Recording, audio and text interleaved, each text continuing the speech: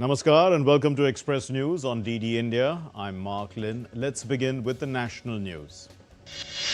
Prime Minister Narendra Modi inaugurated and laid the foundation stone of multiple development projects worth over 18,600 crore rupees in Odisha. The Prime Minister also flagged off new train services extending rail connectivity to Bodh district for the first time.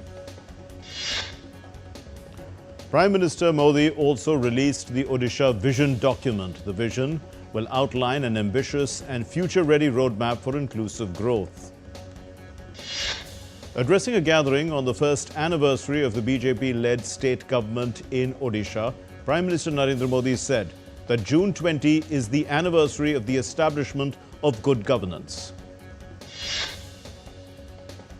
Earlier on his visit to Siwan in Bihar, Prime Minister Modi flagged off a state-of-the-art locomotive built at the Mar Haura plant for export to the Republic of Guinea under the Make in India initiative.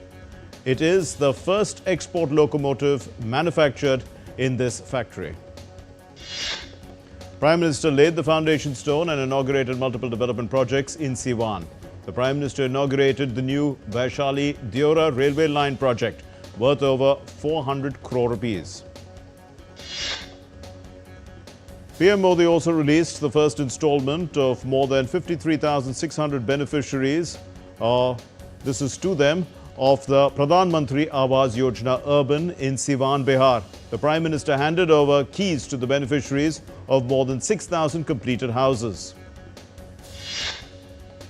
Addressing the gathering at Siwan, Prime Minister Modi highlighted the productive and progressive government schemes for the nation. Prime Minister Modi extended birthday wishes to President Draupadi Murmu on Friday. In a social media post, the Prime Minister said that her unwavering commitment to public service, social justice and inclusive development are a beacon of hope and strength for everyone. India's President Draupadi Murmu inaugurated Rashtrapati Niketan, or the Presidential Retreat, at Rajpur Road in Uttarakhand in the presence of the Governor along with the Chief Minister Pushkar Singh Dhami. The President visited the National Institute for Empowerment of Persons with Visual Disabilities. She interacted with students, reviewed facilities and emphasized the importance of accessibility and equal opportunities for all. The 8th edition of the biennial Indo-French Joint Military Exercise Shakti commenced at the Carlazac in France. The exercise Shakti is a bilateral training engagement between the Indian and French armies, which is aimed at enhancing interoperability, operational coordination and mutual understanding. The Indian Navy ship Tej is in Port Louis, which is in Mauritius, from June 19th to 22nd. This is part of its operational deployment to the Southwest Indian Ocean. It will conduct joint surveillance of Mauritius's EEZ. This is with the National Coast Guard there, strengthening maritime security and combating illegal fishing. The International Police Cooperation Unit of the CBI, in collaboration with NCB Abu Dhabi of the UAE, successfully brought back the wanted red notice subject Beari to India on Friday. Moideen had procured high-quality fake Indian currency notes at Dubai and transported the same to Bengaluru via Sharjah. The Governor of Sikkim, Om Prakash Mathur, flagged off the first batch of 36 pilgrims as the Kailash Mansarovar Yatra resumed from Friday. Now, this marks the first time in 5 years that the Indian pilgrims are undertaking the sacred journey.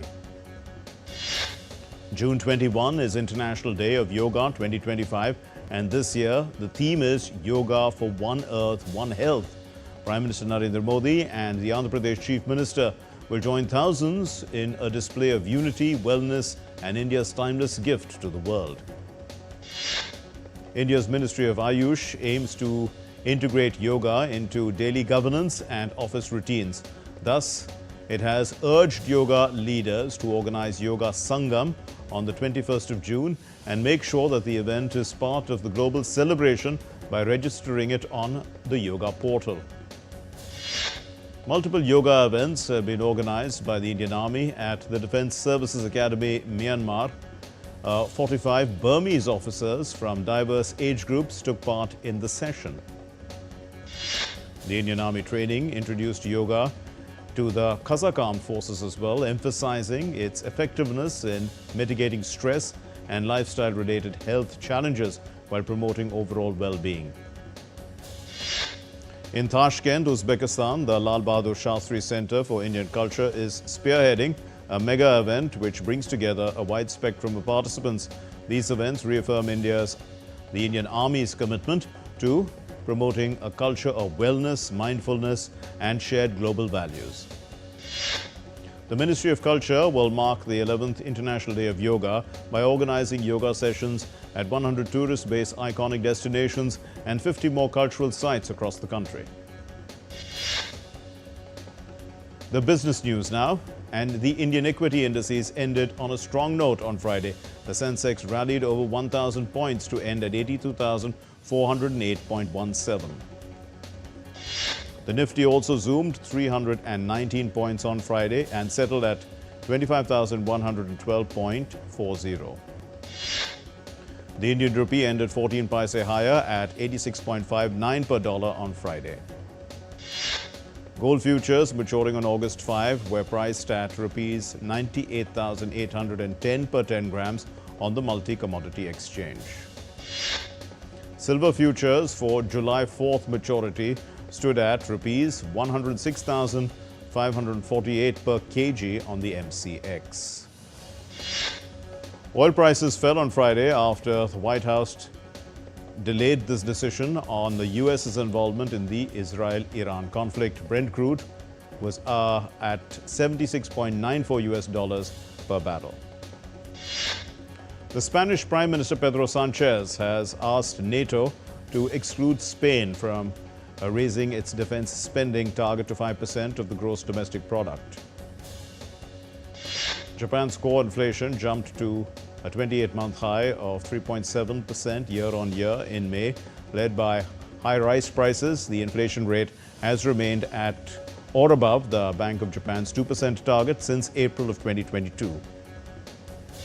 The European Union banned Chinese firms from government medical devices purchases worth $5.8 million in retaliation for limits Beijing places on access to its own market.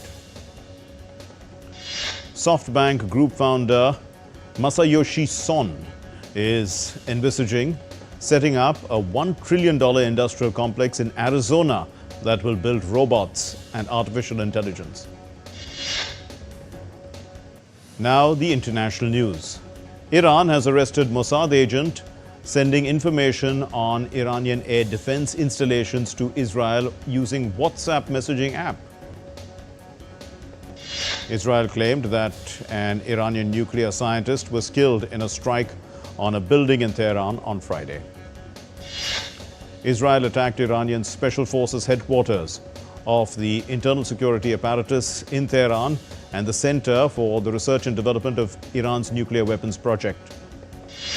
An Iranian missile strike in Israel's Beersheba on Friday caused a crater in the ground and damage to residential buildings. The spokesperson of the Israeli army on Friday said that it carried out strikes on dozens of military targets in Iran overnight. He added that Israel is ready to deepen strikes into Iran. Ahead of talks with the European counterparts, the Iranian Foreign Minister Abbas Araghchi on Friday called Israel's attacks on nuclear facilities in Iran grave war crimes, speaking at the United Nations in Geneva. The Iranian ministers from Britain, France and Germany, known as the E3, met with European Union's foreign policy chief Kaja Kallas. This happened in Geneva on Friday ahead of their meeting with the Iranian foreign minister. The United Nations Security Council is going to be meeting to discuss the threats to international peace and security. The call for this meeting has been issued by Iran after a fresh scale of attacks launched by Israel amid the conflict. The White House Press Secretary Karoline Leavitt said that the U.S. President Donald Trump will make a decision on whether the U.S. will get involved in the Israel-Iran conflict in the next 2 weeks. Countries around the world are moving swiftly to evacuate their citizens from the region. Countries are racing against time to secure the safety of their citizens, and governments remain on high alert as evacuation efforts expand. Slovakia, Australia and Switzerland have announced the temporary closure of their embassies in Iran, citing worsening security conditions. A U.S. appeals court on Thursday let Donald Trump retain control over California's National Guard, while the state's Democratic governor proceeds with a lawsuit challenging the legality of the Republican president's use of the troops to quell protests and unrest in Los Angeles. The U.S. President Donald Trump on Thursday extended the deadline for China-based video app TikTok to September 17. Trump signed an executive order pushing back the deadline for 90 days. British lawmakers on Friday voted in favor of a bill which could legalize assisted dying for the terminally ill people. The bill now progresses to the House of Lords. Thailand's Prime Minister Paetongtarn Shinawatra visited military units at the Cambodia border on Friday to ease public backlash over her criticism of the army in a leaked phone call. In one of the biggest data breaches ever, cybersecurity experts have confirmed the leak of a staggering 16 billion login credentials, including passwords. The exposed data reportedly affects major platforms like Apple, Google, Facebook, GitHub, Telegram and even government services. 3 bombs exploded at the annual Red Cross Fair in Thailand's southern province early Friday morning, injuring 7 people, including 5 vendors and 2 police officers. Mexican authorities announced the discovery of a secret tunnel linking Mexico and the United States amid U.S. pressure to combat cross-border drug trafficking. The authorities also discovered a clandestine mini refinery in the eastern state of Veracruz, along with 500,000 barrels of crude oil they suspect were stolen from the country's pipelines. Using software to enforce a teenage social media ban can work in Australia, the head of the world's biggest trial of the technology said on Friday. This marks a step closer to its ban on social media for children under the age of 16. We're heading for a short break here on the Express News. Stay with us. We'll return in just a bit.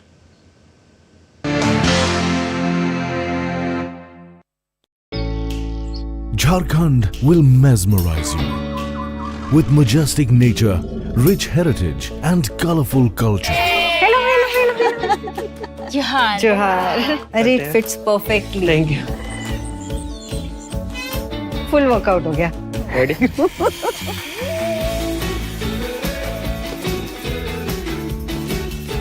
Postcards from Jharkhand on National Geographic.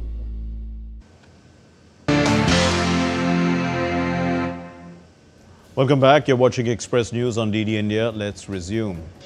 News now on the weather front. Hurricane Eric made landfall on the coast of Oaxaca in Mexico on Thursday, bringing intense rains and life-threatening floods and mudslides. Hurricane Eric, in fact, caused widespread destruction in Oaxaca, southern Mexico, disrupting infrastructure across the region and causing power outages for more than 100,000 users. Hurricane Eric, in fact, has battered Mexico's Guerrero coast with heavy rainfall and flooding. Vehicles were navigating flooded streets as rainfall continued to pose flooding risks throughout the region.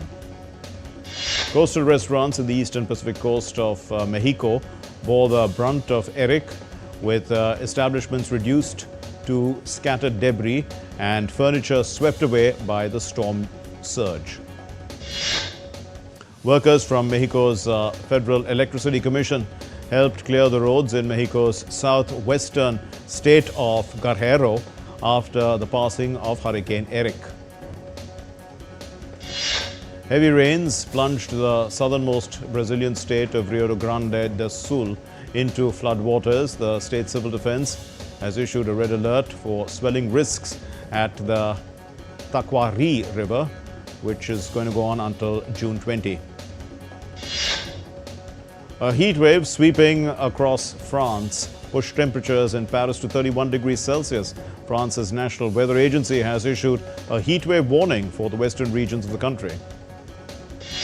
The British capital of London also recorded temperatures above 30 degrees Celsius on Thursday, the hottest in 2025, and 10 degrees above the normal for this season. The India Meteorological Department has issued a yellow alert for the National Capital Region. This is forecasting wet spells until June 23. The IMD has predicted heavy showers in India's Uttarakhand, Uttar Pradesh and East Rajasthan until June 25. In Jammu and Kashmir and Himachal Pradesh, heavy rainfall is likely on June 22 and 25. News now related to art, culture and entertainment. Ahead of the International Day of Yoga on June 21, various yoga events are being held across the globe, bringing together enthusiasts to promote wellness, harmony and the ancient Indian practice of yoga. The Indian Embassy in Washington, D.C. hosted a vibrant yoga session at the Lincoln Memorial on Thursday. The event highlighted yoga's deeper purpose beyond physical fitness. The Indian Embassy in France also organized events and free workshops, bringing people together to practice yoga and learn its benefits. Numerous yoga events and retreats were organized across Brazil with the support of Indian teachers who introduced participants to Indian meditation techniques. South Africa embraced yoga with great enthusiasm as people joined events seeking physical fitness, stress relief, mental well-being and spiritual growth. Yoga enthusiasts in Indonesia gathered at events across the country celebrating the rapid rise of yoga studios and its growing role in wellness. As a run-up to the International Day of Yoga, the Indian Mission in Nepal organized yoga session on the Fiba lakeside in Pokhara. Hundreds of yoga enthusiasts participated in the yoga session. The former US President Joe Biden attended the Juneteenth celebration at a historic church in Texas. Juneteenth now marks the emancipation of enslaved black Americans. Hundreds of people gathered at Los Angeles' Lema Park to mark Juneteenth with culture, music and vibrant displays of community pride. During the annual celebration that marks Corpus Christi in northern Venezuela, dancing devils took to the streets to thank God for the triumph of good over evil. Brazilian Catholics built large carpets made from salt and discarded plastic to mark Corpus Christi Day and to display their faith.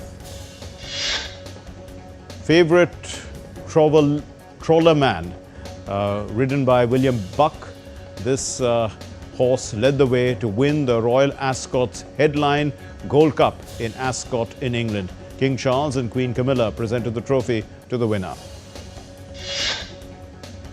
Locals and tourists enjoyed the new face of Casa Batlló in Barcelona after the restoration of its 1906 back facade and also private courtyard. Casa Batlló, in fact, is a UNESCO World Heritage Site. It's also one of Antoni Gaudí's celebrated works. Maido, which is a restaurant in Lima in Peru, was crowned the world's best restaurant for 2025 on Thursday by the influential and often controversial World's 50 Best Restaurants list. In downtown Mexico City, vibrant fashion is making a bold statement. Eye-catching garments featuring bright colors, lace, voluminous cuts and bandana patterns, they are turning heads on the streets. The Indian film actor Ajay Devgan has finally announced the release date of the film Son of Sardar 2, calling it a return of Sardar.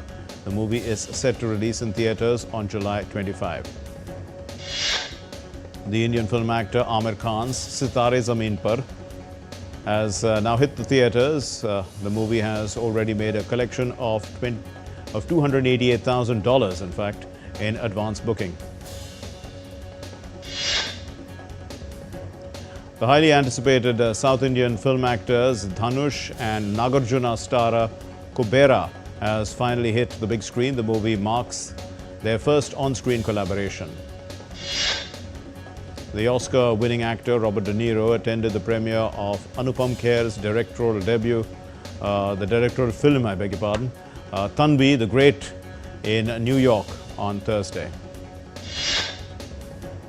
The American filmmaker James Gunn's Superman is expected to open with about $135 million in the US. That number would put it among the top openings for a DC film. The Grammy-winning rapper Cardi B dropped her first single of 2025, Outside, on Friday, marking her first solo release since Enough last year. The Oscar-winning director Danny Boyle, while promoting his zombie sequel 28 years later, has said that the horror genre is infinitely flexible and helps keep cinemas open. Danny Boyle's new horror movie, which released this week on June 20, is in fact the third in the franchise after 28 days later and 28 weeks later.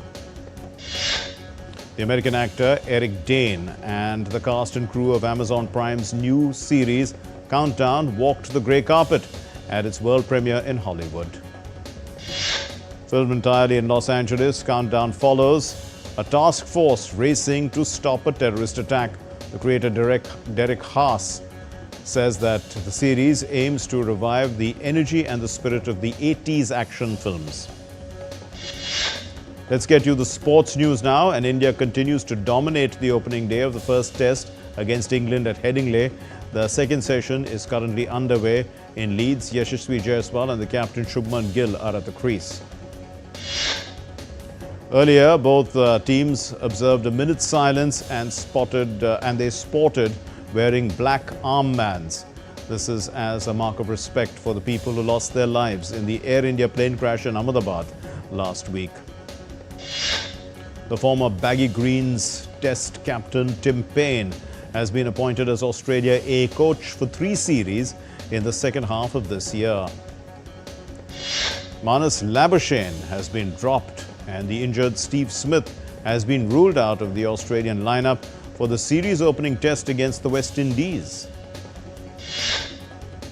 Trinbago Knight Riders have announced the appointment of Dwayne Bravo as their new head coach for the upcoming edition of the Caribbean Premier League.